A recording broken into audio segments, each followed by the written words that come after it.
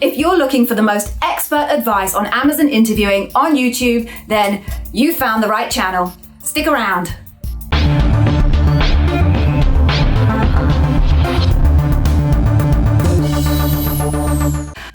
So, why don't we get cracking and then, I'm still wearing my spectacles. I don't like to wear my spectacles because the light shines off them. Okay, so, it's all a bit crowded in here now. I'm not quite sure what to do with myself. All right, so, shall we get going? Hello, everybody. I am Gigi, and I am the Amazon interview whiz. I interviewed and, most importantly, bar raised at Amazon, and I hired hundreds of Amazonians across tech and non-tech, different job families, different countries of the world. I know exactly what it takes to get hired at Amazon. After leaving Amazon, I set up my own interview preparation academy, creating affordable digital masterclasses that will just tell you everything you need to know about how to get hired at Amazon. I did that because of my mission to make Amazon interview expertise available to everybody. If you want an Amazon interview coach, chances are you'll have to spend a lot of money, and I think it should be available to everybody. So that's why I built my academy. That's why I have my YouTube channel, which I am working very hard to refresh. You may have noticed a whole bunch of new thumbnails. There's going to be some new snazzy intros coming as well, so keep an eye on that. But that's why we're here, and of course I do these free coaching sessions. So, little bit of housekeeping before we start. I won't be answering questions that are specifically technical questions. There are well over 250 job families in Amazon. No one person can be a technical expert at all of those. My expertise is in the leadership principles and interview strategy, so that's where I'll be focusing on. I will pick questions from people in the comments box along the side here. I will try and pick those that are as useful for everybody as possible. Want to make sure everybody's time is well used. The last thing to then say is, guys, please don't say to me, I'm interviewing for a program manager, any tips? Yes, I absolutely have tips for you. There's about 2.5 hours worth of them on my YouTube channel. So if you're looking for general tips, go to the YouTube channel. And then finally, if you stick around, I have something very exciting and a big freebie to share with you at the end of the session. So please do stick around until the end to hear about that. Okay, so on that note, I think we are ready to go. As I said, guys, I'm using a brand new setup, so I apologize if there are pregnant pauses or you see me furiously focusing on something. It's because I'm trying to work out this whole new thing. It's a bit like Star Trek in front of me right now. I've got multiple different panels and consoles, so it's a bit, I'll get used to it, I'm sure. Okay, so I'm gonna pick some questions, I'm gonna say hi to people, and generally we'll just try and have a little bit of a good time whilst learning about Amazon interviews. All right, so let's go. Chibu at the top of the list. Ooh. Okay. Oh, wow. Okay. So the other wonderful thing about this is I can share people's comments on the screen. Wow, that's massive. Okay. So, Chibu, you got an offer last Friday. Yay! You didn't think you'd get it because the loop was tough. Oh, I'm so pleased. I'm so happy to have been able to help. I think this is a thing I say to candidates a lot. They come out of interviews and they think, oh my God, that was so tough. There's no way I got it. But quite often the tough interviews are good interviews because that means the interviewer has found you interesting and they keep asking more questions and dive down deep. So well done, Chibu. Everyone, give a thumbs up to Chibu. I think that would be fantastic if we can get a bit of a celebration from everybody. So you are more than welcome. I'm very delighted and it's a privilege to be able to help you secure the role that you want. Thank you for joining us and letting me know. Okay, so I'm going to hopefully unpin you now. Yes, I did that. And now I'm going to have a look and see what else we've got.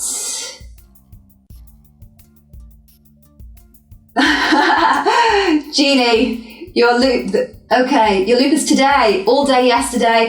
Okay, good luck. You're as ready as you'll ever be. So fingers crossed for you. We hope to see you back here and you can tell us how it went on for you. Okay, Ashley, hello. Chelsea, hello. Paul, hello. Let's keep going. Okay, this is a good question. There we go. So, my advice on time management during the interview. So, it's not really up to you to manage time during the interview. Your interviewer will be keeping an eye on the clock and making sure that they move on at the appropriate pace.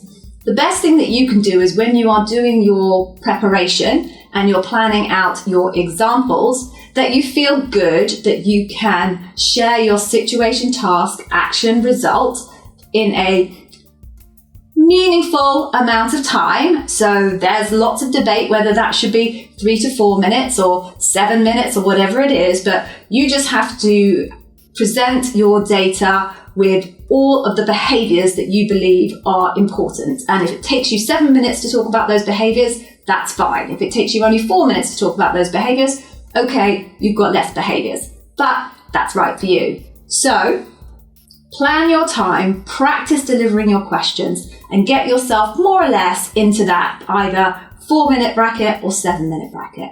What will then happen is your interviewer will then ask you follow-up questions. If you have topped yourself out at 7 minutes, you've given plenty of time for the interviewer to ask you the follow-up questions. It's then up to them to manage their time, your time collectively, to make sure that they're able to get in enough questions into the interview to get what they need.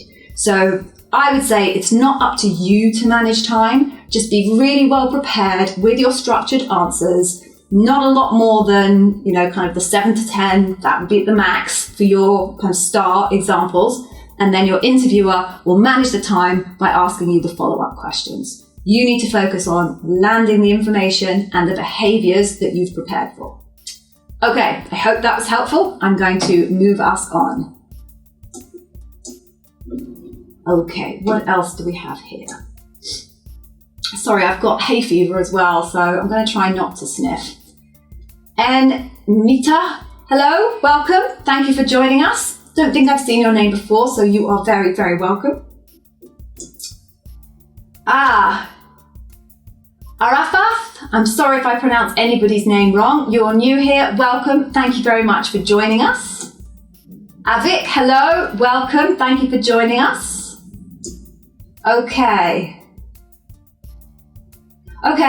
Fernando, let me post this question. Okay, let me just adjust it so it doesn't take all my face up completely.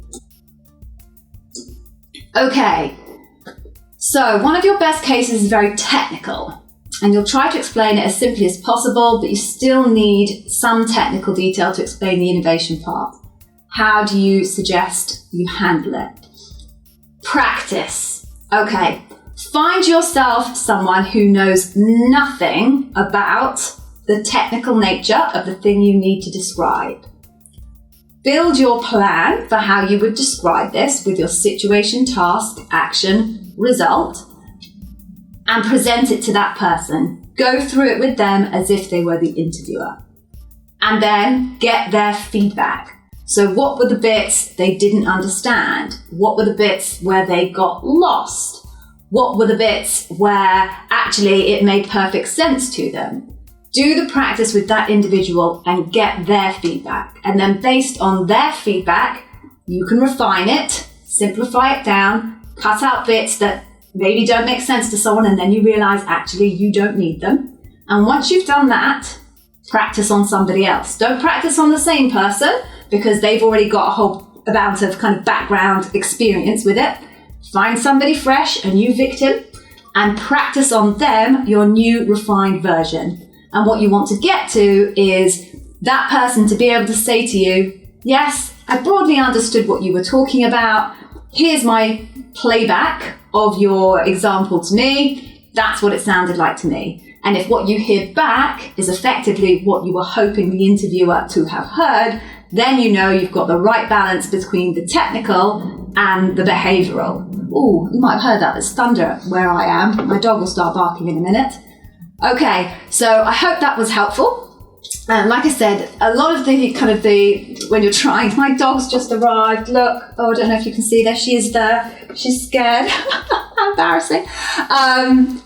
So it's about practice, because it's very, very hard when you are technically expert to be able to anticipate where other people might not understand the technicality. So the best thing always to do is to find somebody who knows nothing about what it is you're doing and practice on them and let them tell you what made sense and what didn't. Okay, I hope that was helpful. Going to move on now.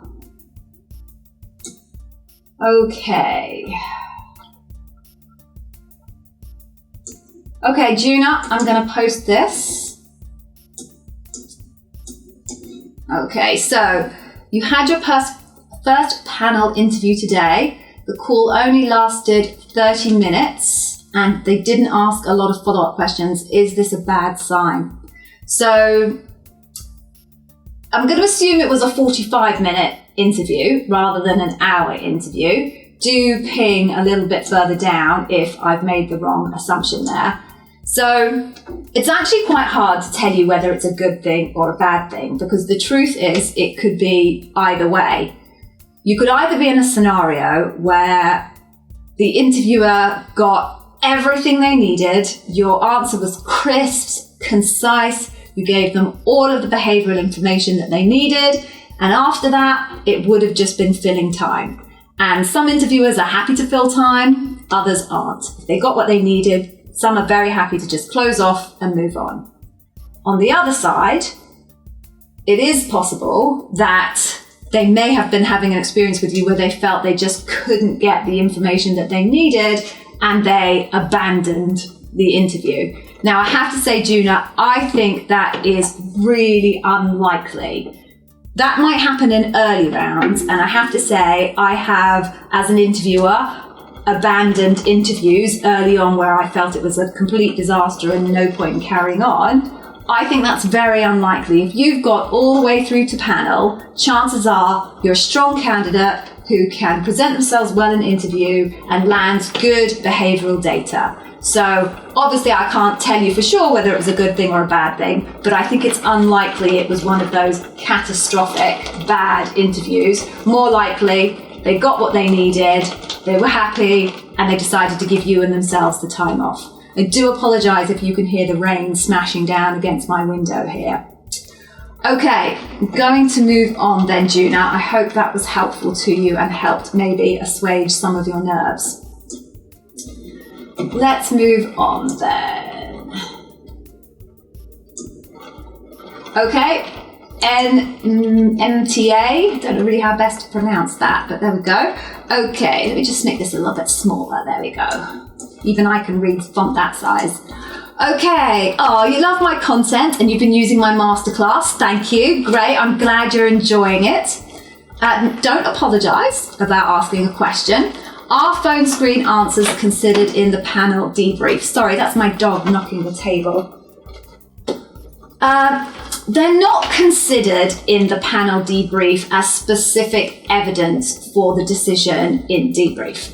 Sometimes they are occasionally brought up where they're relevant. So, for example, if the panel are unsure of a particular leadership principle and they're really looking for additional evidence, either in support of or counter to strength in that leadership principle, one of the things they might do is refer to data that was gathered back in your phone screen, because it's additional data that can be used.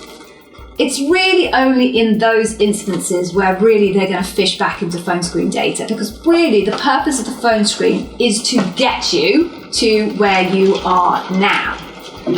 Other cases might be, I suppose I covered that already, but if there's data missing and candidates, and they need to find something extra, they will go back into the phone screen.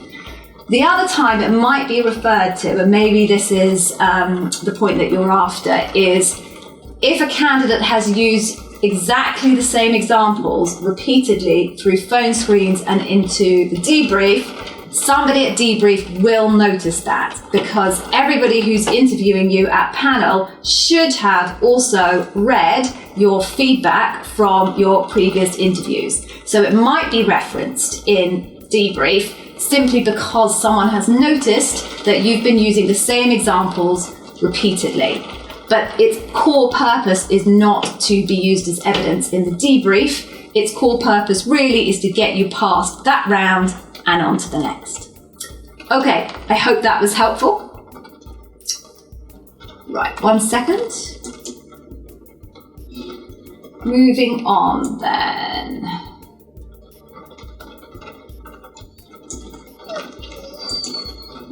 Okay. Arafat, okay, what would be the best strategy to get traction with an Amazon recruiter? So the reason I've pinned this is unfortunately not because I have an answer for you. I'm afraid I don't have an answer for you, but because it's a question I get asked regularly.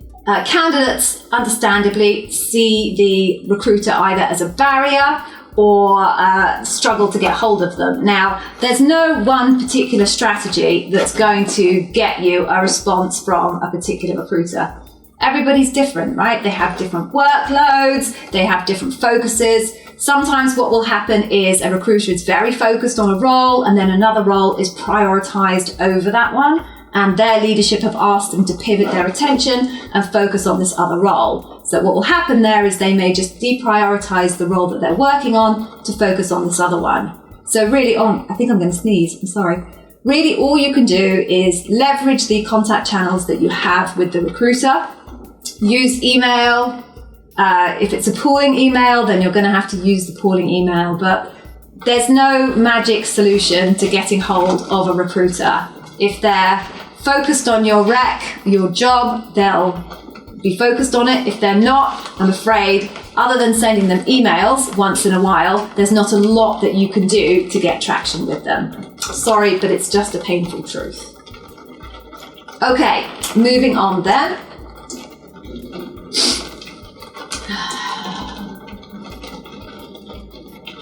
Chibu, I think you just got a hooray from Chelsea, so thank you, Chelsea. That's lovely.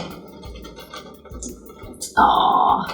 Right here, thank you. My videos are wonderful. Aww. I'm just going to post that because it just makes me feel good. My videos are wonderful and a big thumbs up. You're welcome. Okay. You've got a question though. Okay, let me post this one for you then. Okay. So the recruiter sent an SHL assessment test, yep, and you didn't do well in that. Will that count for your selection process? How important is it in the assessment? You're worried about it. Okay, so generally there is I was going to use the word bar, but I probably shouldn't use that. There's a score that you really have to hit in order to be considered as a viable candidate. And usually once you've hit that score, then that's it. You're done, you're passed. If you've made it into the interview, chances are you hit that score. Sometimes they don't do the test early enough for it to happen in enough time to not have yet booked the interview, but generally, if you've hit that kind of level, you're fine. On some occasions, what will happen is sorry, my dog keeps coming in and out. It's really distracting. Sometimes in the interview process, if they're not quite sure on the performance of a leadership principle, like dive deep, so the SHL test is a good proxy for analytical skills, they might look back at your performance in a particular test and give themselves some extra evidence. So if there was concern about dive deep in your actual interview, and they then referenced back to your SHL score and found that it was at the low end, then that might give them extra evidence to give them confidence that actually, yes, this candidate is giving us some concern on dive deep. Equally, the reverse can happen if if they're not clear on dive deep and they look back at that data and they can see you've performed really strongly, then that's mitigating evidence that will help them all feel a bit better. What doesn't happen in an Amazon interview, and I get this question very often, is there's no weighted contribution here. There isn't a scoring system that says It got 50% in leadership principles, 35% in SHL test. Add them up together, that's 75%, that's a higher.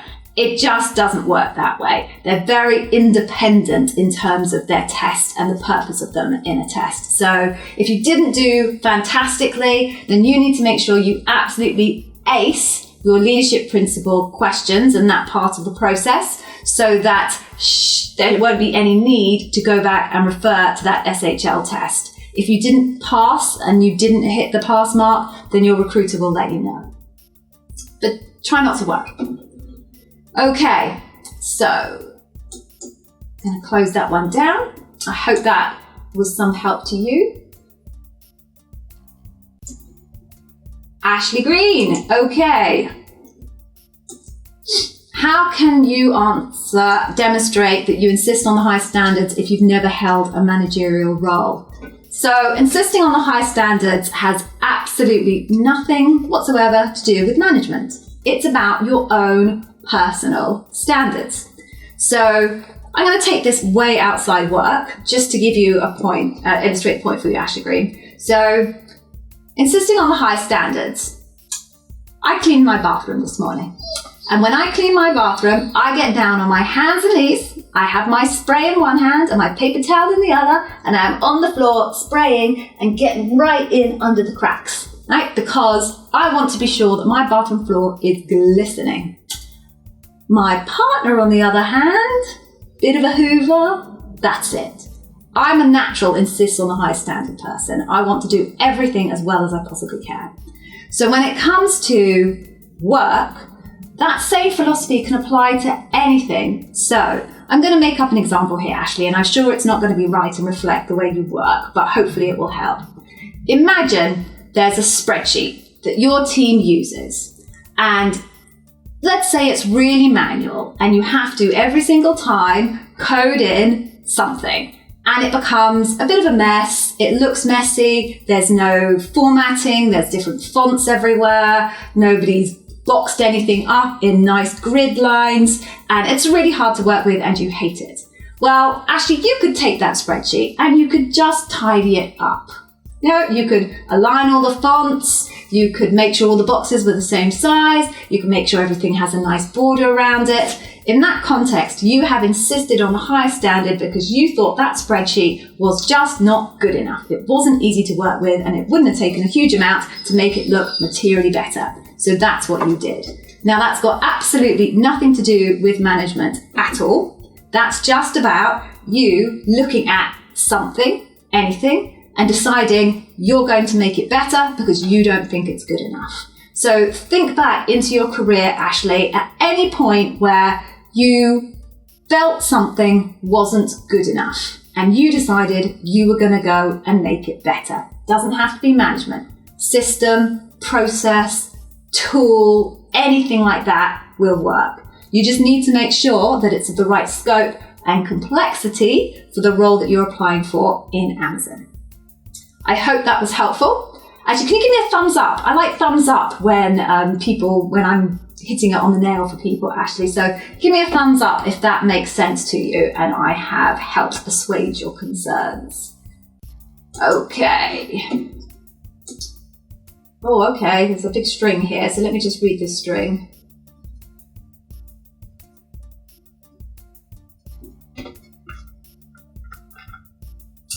Okay, so there's a big string here from, Anna Rouge I'm going to go with, but apologies if I've got that wrong. So I'm not going to pin them all up, but I'm going to summarize for everybody. So unfortunately you didn't make it through to Loop, and your recruiters told you that you need to hold off for 2 years before you apply again. That's quite a long time. Okay, you are more than welcome because you said thank you. How can you use this channel in the interim?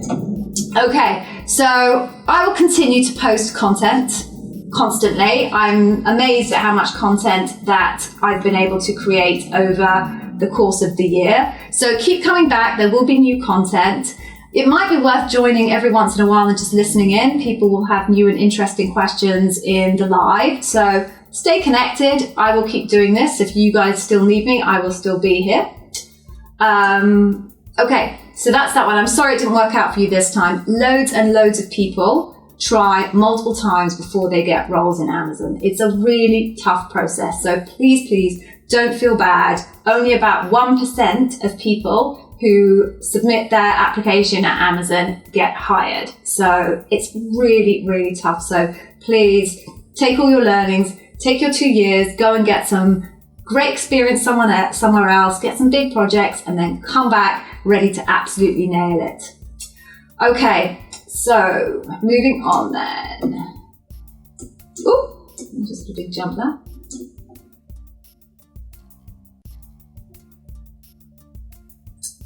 Vibhav, you're welcome. I'm not going to pin that. There's not a question, but you are absolutely welcome. I'm glad you cleared your interview. Amazing and great. At least 2 points for corresponding each leadership principle.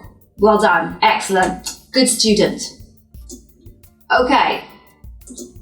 So, how long do you have to wait to reapply to Amazon if you fail your on-site? So, this actually depends quite largely on your actual team and the role that you're interviewing for. There's no actual formal policy about this, which is a bit of a gap in my point of view in terms of Amazon process, but there's no formal policy. So you might be told by your recruiter that you need to wait 6 months, or you might be told per our previous candidate that you need to wait 24 months. It's really quite broad ranging. So what you should do is, if you've been told that you have a not inclined outcome, check with your recruiter and ask them, is there a moratorium for you in terms of when you can reapply?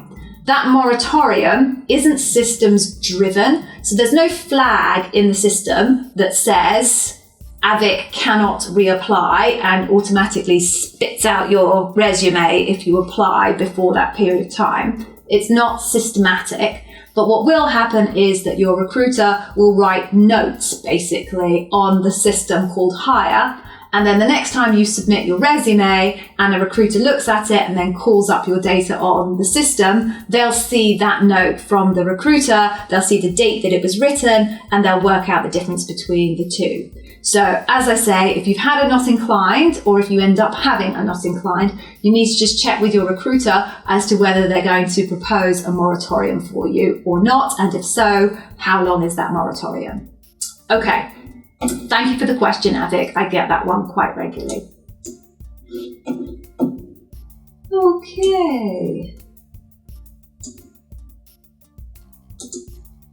Okay, yeah, this is a good question as well. Not one I get very regularly. So if you've uploaded and updated your CV after your original application, will your panel interviewers have a new version of your CV?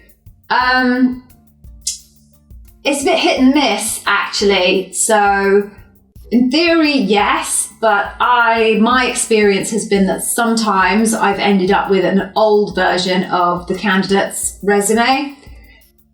I wouldn't say if that happens that it's the end of the world. You know, if you've got through to an interview, then someone's seen a version of your resume/CV that they found interesting.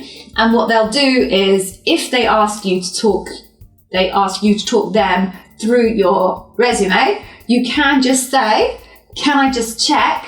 I did upload a new version. Do you have the latest version? My last job was X. And hopefully they'll say, yes, I have that version of your resume, and you can then start talking through. If you uploaded another version of your resume that has only tiny tweaks and changes in it versus the first version, that's going to be quite difficult for you to be able to establish with your interviewer whether they have the new version or the old version. So you might not want to go there. If your new version, has material changes that if you pointed them out to your interviewer, they would be able to quickly check and confirm that they have your new version, then you're fine. If it's tweaks and bits and bobs, I just wouldn't go there, because you could just use a whole amount of time in the interview just trying to establish which version of your CV they have. Sorry, I'm going on mute for a second, guys.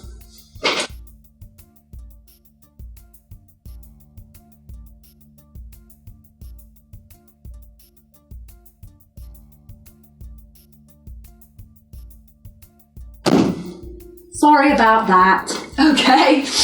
All right, so I hope that made sense. It's always best to just have the CV resume that you are comfortable with and put it in the first time round. Messing around, changing them afterwards can cause confusion. It's probably too late to tell you that, but for next time, please just try and have one version that you're really comfortable with, that you submit once and once only. Should you apply again in a couple of years' time at Amazon, your new CV that you'll upload should get overwritten, and the new interviewer and the new hiring manager should get a new version of your CV, which I would hope would be materially different after a couple of years. Okay, I hope that was helpful.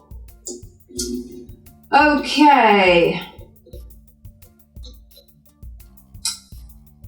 Juna, I've seen your comment here. Your recruiter said it was supposed to last 45 minutes to an hour. So I reckon your interviewer was planning on a 45-minute interview and they got what they needed in 30 minutes. No guarantees of that, obviously, but I'd be very surprised if you got all the way to panel and you were the type of candidate who an interviewer wanted to abandon 30 minutes in. Okay, let's keep going.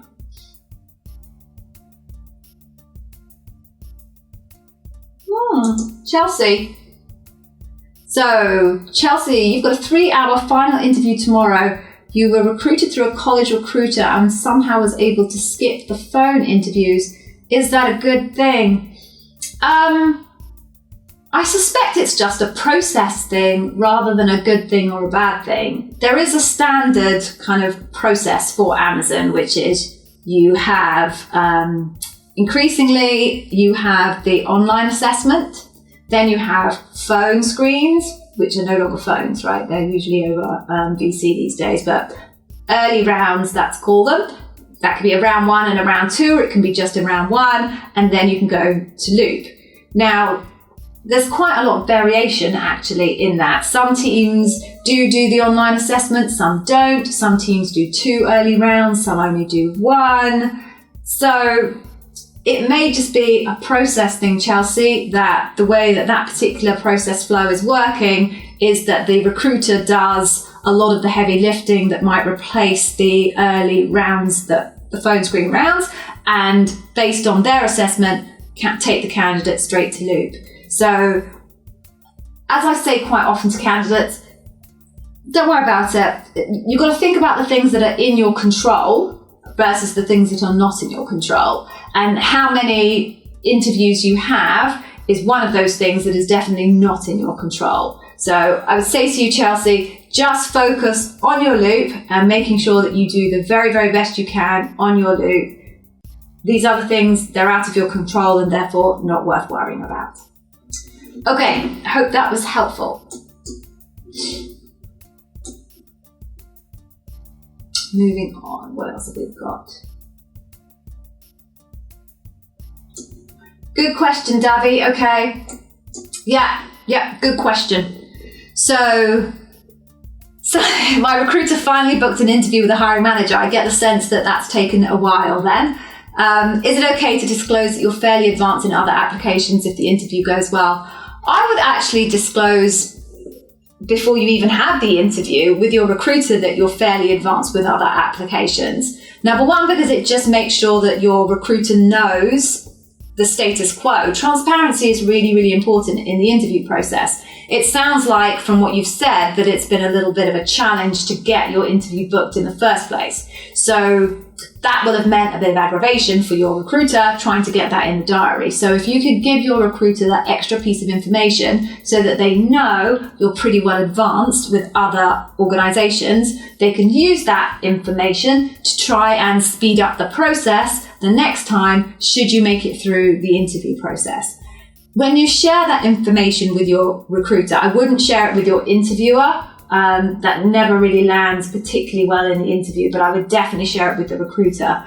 Just make sure you couch it in the way that it's intended, not as a sledgehammer or leverage, but rather as a courtesy to let them know that you are quite advanced with this other organization. I've got my next and my final interview on X date. So they know the parameters that they have to work within. Just so that it's clear to them that you're doing it to try and make sure that they understand where things stand with you, etc. Okay, There we go, Debbie. I hope that was helpful.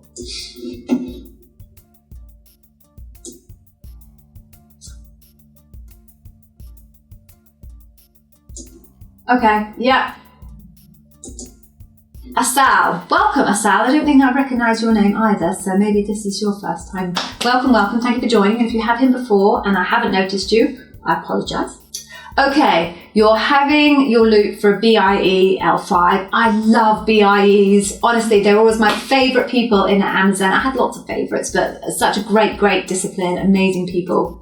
Okay, can you ask the recruiter if you have to prepare for additional technical programming language as the job description has not mentioned it and you don't have experience? Okay, so yeah, you should ask. Again, I'm very much of the school of transparency. If there's something that you feel you need to know, and if there's a truth that eventually will out itself, then you're better off asking upfront to get the information that you need than waiting until such time that it becomes a problem if you can't meet that requirement. So I would suggest you absolutely ask the recruiter whether there are any programming language technical requirements. Now, I'm going to go out on a limb here and say I suspect SQL is probably the extent of what you'll need. Certainly that's the primary tool that I would have used with all of my BIEs. We really didn't end up finding ourselves needing to use R or any other major coding languages. I may be wrong for the role that you're applying for. So have a chat with your recruiter and see what they say. If there are programming languages required, what you might be able to do if you don't have them is to mention to your interviewer your plan for developing those skills. There are some fabulous courses that I can recommend for you, actually, in terms of developing skills that are available online. I'm sure there are many others that you could find on your own. But even if you don't have skills, sometimes you can be a strong enough candidate in terms of the leadership principles and the skills that you already have, that you can convince the hiring manager and the bar raiser that these other skills are skills that you could learn before you arrive or very quickly once you've arrived. Okay, I hope that was helpful for you then. Moving on. Oh, Giovanna, you are very welcome. Giovanna said thank you, so you are absolutely very welcome. Okay, yeah. Avik. Welcome, Avik. Okay. So the question is, how long does a candidate have to wait to reapply? Okay, so I think I just answered this question a little bit earlier on, so maybe you missed it. Very briefly then, you need to check with your recruiter. If you have been rejected, you got not inclined, speak to your recruiter and they will tell you whether there's any moratorium or not for you and your application. Okay. Let's move on.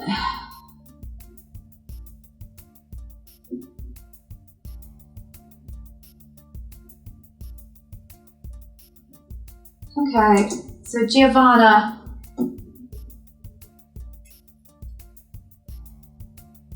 Okay, so you're applying for a new position in the marketing and PR team. I assume you're saying that this is a new role that nobody else has been in before. Suggestions for how you prepare yourself for the interview. It's just the leadership principles, Giovanna. It doesn't really matter whether that particular role ever existed or not. There is a job function in Amazon, which is PR, and there's a PR function, a job family, and there's a marketing job family. They're different. So there will be a set of standards and a job, description for the role that you're applying for. That will be pretty standard. Most marketing job descriptions, depending on the nature of the marketing job description, whether it's product marketing or brand marketing or general marketing, will be the same.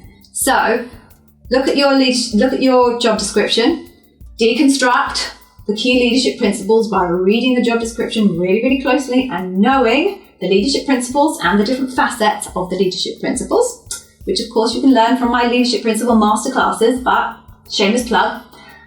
Once you've done that, you'll know the most important leadership principles for that role, and that's how you need to go back into your career history, try and find examples that match those leadership principles.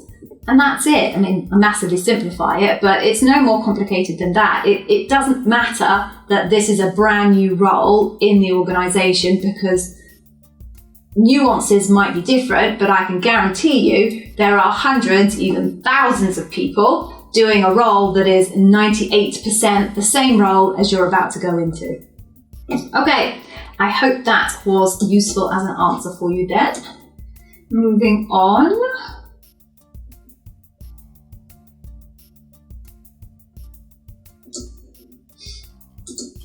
Jasir, okay, welcome Jasir. Yes, this is a good question.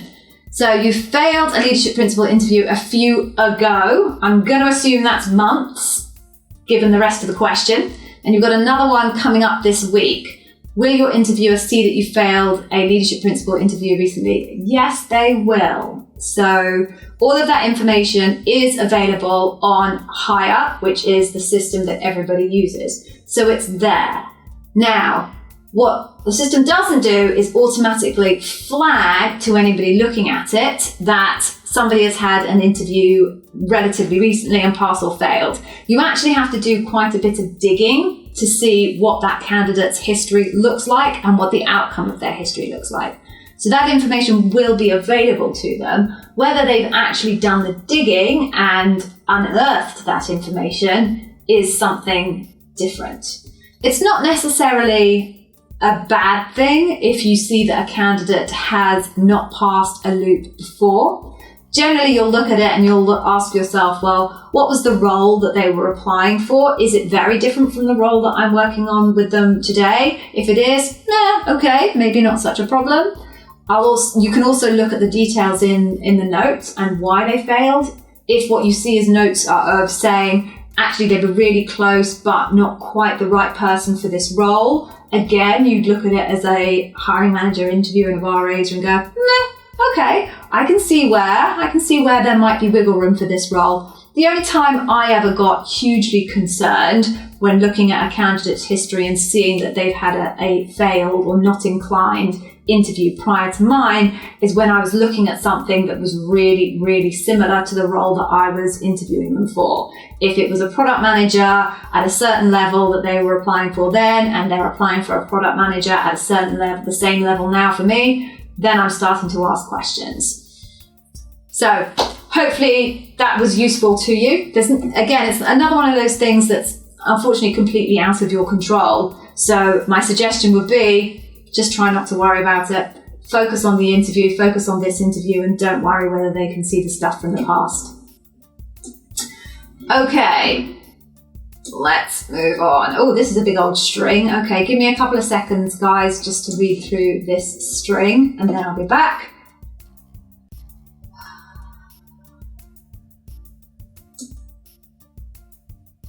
Okay.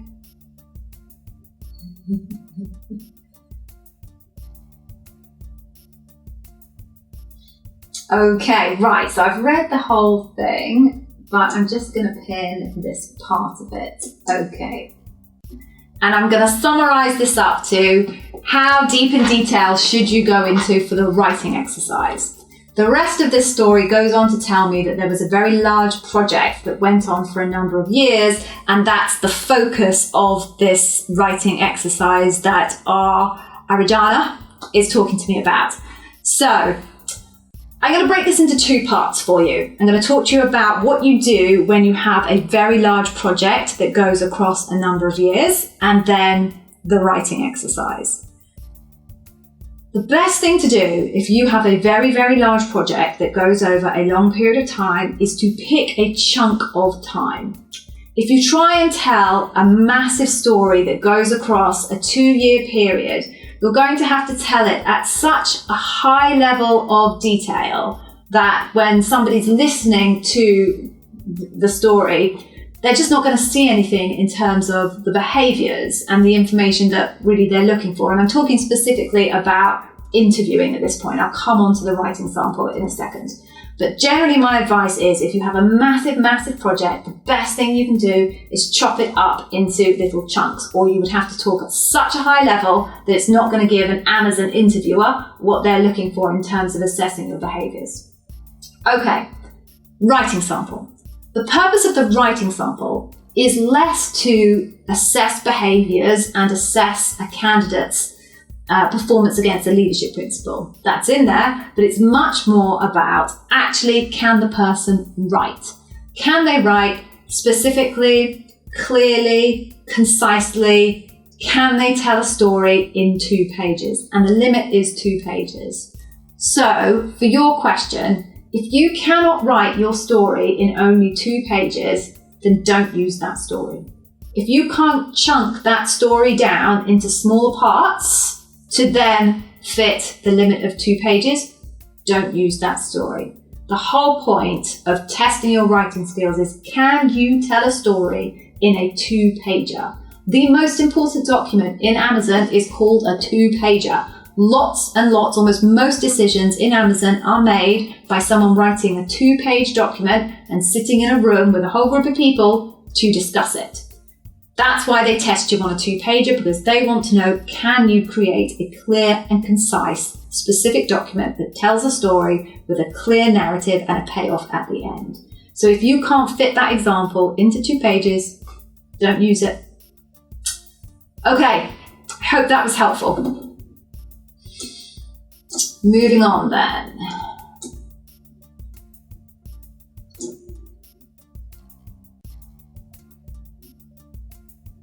Okay, Karina. Okay, you heard me say a comment earlier and you want some qualification on it. So yes, I did say only about 1% of applicants are hired. Does it apply to it? Applies, that's an average number. So it's a relatively old statistic. I haven't had the most up-to-date version of it, but I believe it's probably still true, maybe even less. That's everybody. So that is of all the people that submit their resume, CV, at the very, very top of the funnel. If you think the funnel looks like this, from all those people that submit at the top, in terms of offers at the bottom, you're looking at about 1%, maybe less, of everybody, from SVP all the way down to kind of your kind of L1s and L2s. It's a big stat. It's an average. Don't worry about it. Okay, moving on. Okay. Sulashan, hello, welcome. Yeah, you went to panel and they wouldn't give you feedback. And yeah, there's nothing you can do, I'm afraid. That is the nature of the Amazon process. They don't give feedback to candidates.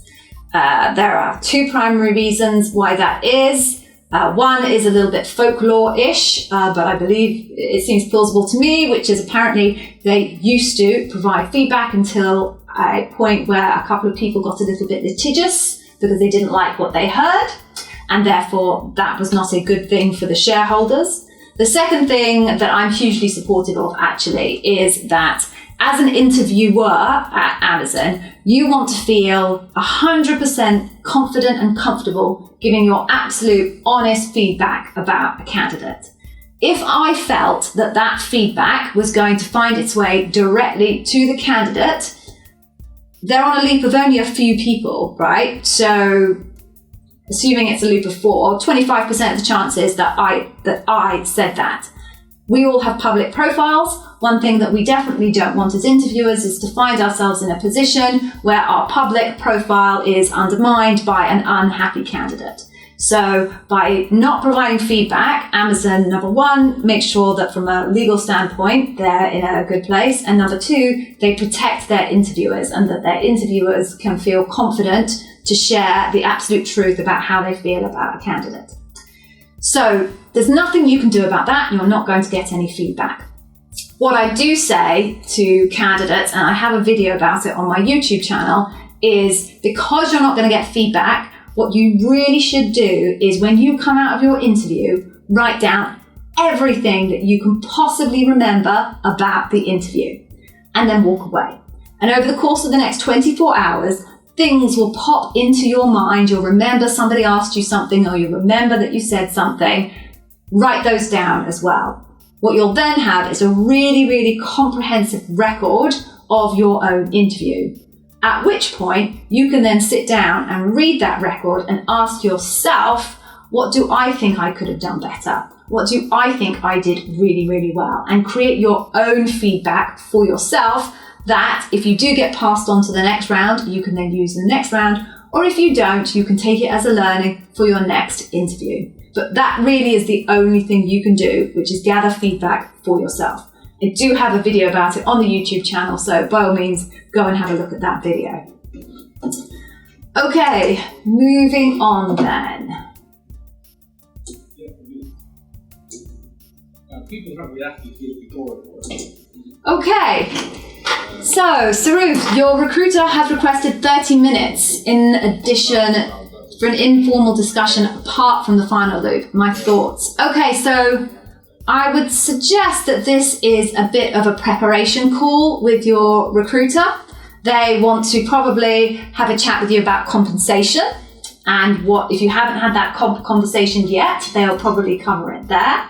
They'll want to just make sure that you're well prepared and answer any questions that you have, maybe offer you some additional coaching. So this is a good thing. It's definitely a good thing. So use the opportunity to cover off any questions that you have, any things you're not clear on. And if you haven't yet had the compensation conversation, my recommendation is that you have it then. It's so important that there is transparency where possible. There is no point in you going all the way through the interview process, getting out the other end, getting an offer, only to discover that Amazon cannot meet your compensation expectations. So if you haven't already, I would also take that opportunity to ask your recruiter to talk to you about compensation.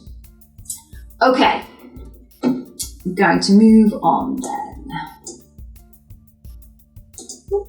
Okay, let's have a look. What else have we got here? Ian, you did my Customer Obsession Masterclass. I'm glad you enjoyed it. I'll talk about my Customer Obsession Masterclass at the end. Okay.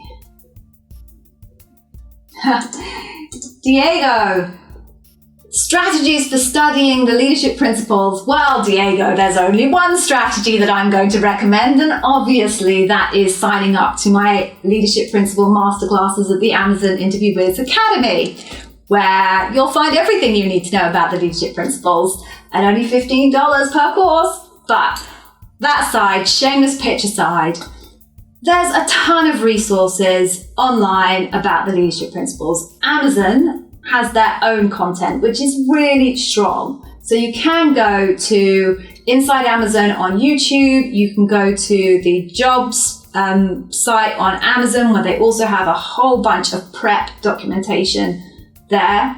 You can surf the web and look for people like me and other people who will give you information on the leadership principles.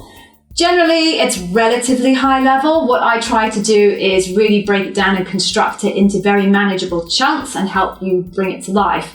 But really, that's the best thing that you can do for studying the leadership principles, is just find someone that you believe knows what they're talking about. There are loads of people out there that I tell you do not know what they're talking about, and I'm horrified that candidates listen to some of that stuff. But find someone you think you can trust, go to their website, have a look at any of their free content, and really try and understand the leadership principles from that point of view. That's really all you can do in terms of your research. Find someone you trust and have a look at their content about the leadership principles. Okay, thank you for the opportunity for the shameless plug, Diego. I'm not embarrassed at all. Okay, we have 3 minutes left, so let me see if I can find one more question.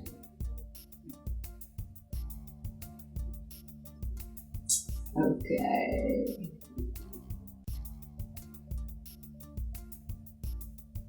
Okay, yes, Harris. Great question, Harris. Thank you for this one. So you've got a couple of interviews where there are two people. One of them is, you've noticed, is a bar raiser and a Brit, but why would some of the others also have two? So there is an interviewer training program at Amazon that everybody has to go through and qualify before they become an interviewer. And I do have a video about this on my YouTube channel, but I'll take you through it very quickly now. The situation is when you are training to be a qualified interviewer at Amazon, the first stage is you go through a course called Making Great Hiring Decisions. That's an online course that everybody goes on. The second thing that then happens is you shadow a qualified interviewer and just watch them and listen in to their interview and their interview technique. And you do maybe 2 or 3 of those. And then once you've done those, you flip seats. You become the main interviewer, and an experienced qualified interviewer. I'm pointing here because it used to be in a room and there was always be someone sat here in the corner. They're not here, obviously. But you would have that second qualified interviewer watching you and assessing you as you are interviewing this candidate as a trainee. Once that's done, effectively, those qualified interviewers have to sign you off as being capable of interviewing. So, in your two-person interview, either you've got someone who is a trainee interviewer and is shadowing an experienced interviewer, or someone is interviewing you and they are a trainee and they are being shadowed by an experienced interviewer. Best thing to do is to ignore the person who isn't meant to be leading the interview and just pretend they're not there until you get to the end of the session, at which point you've got the opportunity to ask questions. It's a huge opportunity when you have more than one person interviewing you to ask extra questions of that other person. It gives you a much broader perspective. You shouldn't expect that extra person to interrupt in the interview. Only if your trainee is having a bit of a bad day should your qualified interviewer interrupt and ask questions and try and get the interview on board. But generally, I would say 90% of the time, that person in the background stays there in the background and you just get to focus on the person who's actually interviewing you. Okay.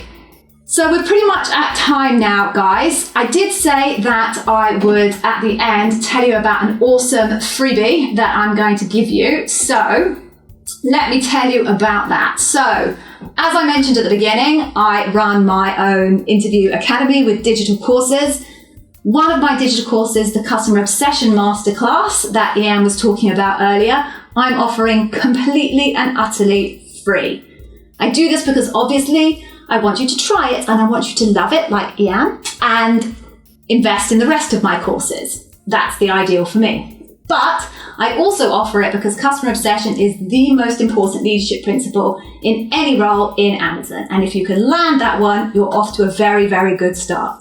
So please take yourself off to the website. You can see the, there you go. You can see the website address there. Head on in and have a look and you can snaffle yourself the Customer Obsession Masterclass for free. I absolutely promise you, I will not chase you with marketing to try and get you to upsell. I know that's the usual modus operandum of people who run courses like I do. I don't do that. I know it's crazy, I'm a marketer and I should, but I don't. I feel that if my content isn't good enough, then that's on me and I don't need to chase you for it. So please take that as a gift. Anybody who has their interview in the next week or so, I wish you the very, very best of luck. Thank you for joining. Please stay safe in this continuing mad world. And I'm back again on Wednesday afternoon if you would like to come back. And if I didn't get to your question today, I apologize. I'm going to sign off now. Sorry about the dog. Everybody take care. Be safe. Thank you for joining.